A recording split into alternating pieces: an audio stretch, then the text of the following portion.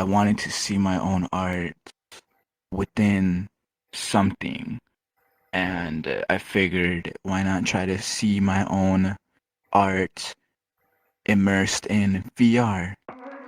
This place, you're not really meant to understand it. You're not supposed to find a meaning to it. You're supposed to feel it first and let the feeling guide you. The Spanish Panteon means a haunted architecture that has more of a cemetery and cursed vibe to it. Every mirror that is in this pantheon is like a gravestone in a way for a version of somebody that once lived. This world is like a consequence, a sort of consequence that makes people reflect on what's real about them. I ran into Prowler at Strange Pairs, and I said, okay, this guy looks cool to talk to, so I went up to him, and he's like, man, I really love this place. I'm like, yeah, me too. And I asked him, what do you do? He's like, oh, I make mirrors and such. I'm like, ooh, okay. Would you mind explaining to me what this is? And he's like, sure. So he gave me a rundown on what the reflections are. The reflections are basically a way of seeing someone, and an archetype is basically kind of like the blueprint of somebody's soul. This is sacred distortion. It's something I coined. It's like looking into your own reflection, which I like a lot. And when he told me that he can make one for me, I was like, oh my gosh, I feel so honored. Thank you. And that's how our friendship began, pretty much. Alright, so how reflections are given here is not every mirror here is requested, right? Some of them are consequences. Some of them appear as tributes through the links in my bio.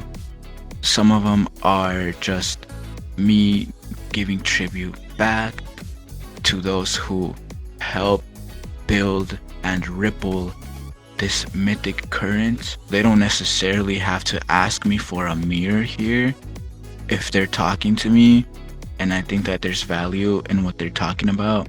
I'm gonna throw them up on a mirror because that's a consequence, right? Process of getting a mirror is basically telling an origin story that you're comfortable with, which what I did with Prowler.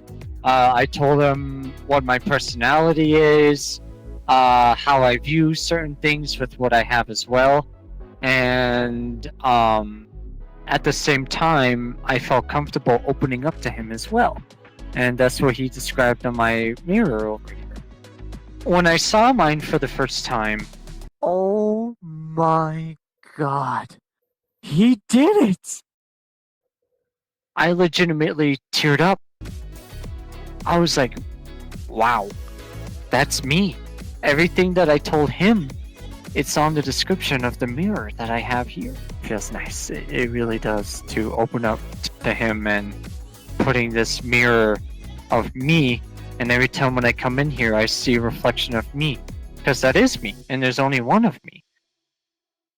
some freeze, some evolve, or some flinch just by looking at a reflection, because you don't need to have a mirror in this world just to have that effect in order to evolve. You can evolve by discerning and reading through other people's reflections and other people's embodiments and reflecting on yourself. I cultivate everybody around me into the best version of themselves because that's what I do to myself. I reflect people into a version of themselves that nobody else has seen them through that lens. Not even their own friends, not even their own family.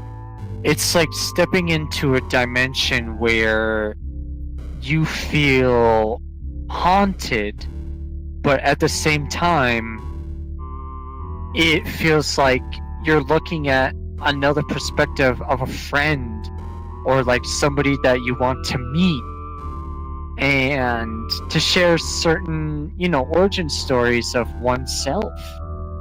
It feels nice to be appreciated with him and what he has done to his world. Every reflection is something that amplifies the myth here. I look for people that simply arrive with sincerity, and once they do that, they've already begun the process, and that's it.